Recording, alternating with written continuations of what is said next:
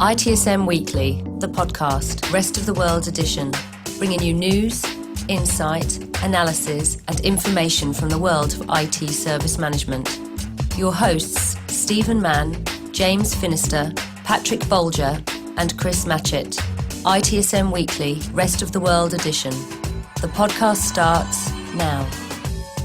ITSM Weekly Rest of the World podcast, hosting and streaming brought to you by SDI. SDI, serving the IT service and support community since 1984. Hello and welcome to the latest edition of IT Service Management Weekly Podcast, the Rest of the World Edition. Episode 29 for those of you that care. I'm your host Stephen Mann and I'm joined by Patrick Bolger, Barclay Ray, and we have a guest host today who is part Chris Matchett and part James Finister, and that is James Matchett. No, seriously. John Moore. Yeah, hi John. Hi Stephen. I'm one of a team of service delivery managers at BAE Systems Detica, but today I'm speaking in the capacity of the Vice Chair of the ITSMF SLM Special Interest Group. There's a mouthful for you. Yeah. Just as well Chris Matchett isn't here. And we have you on today, John, to talk about Back to IT Service Management, or Back to ITSM. But before we get into that, let's release the news poodles.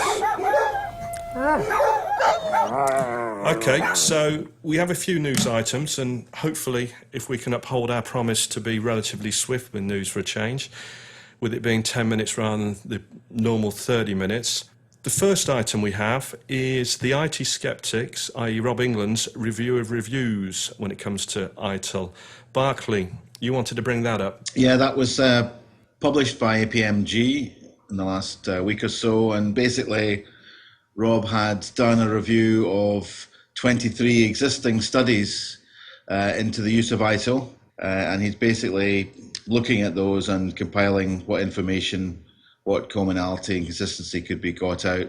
The main sort of things coming out was that the use of ITIL, the adoption was still growing, about 20% each year. He's made a statement that between 30% and 60% of organizations are actually using ITIL, but that can go up to as high as 85% in some surveys. And it came up with the sort of top three benefits of why people are using it as customer satisfaction, cost control, and faster response and resolution. There's quite an interesting, the content, in there. There's a lot of different things that are mentioned with comments from some other people, although it's still not really a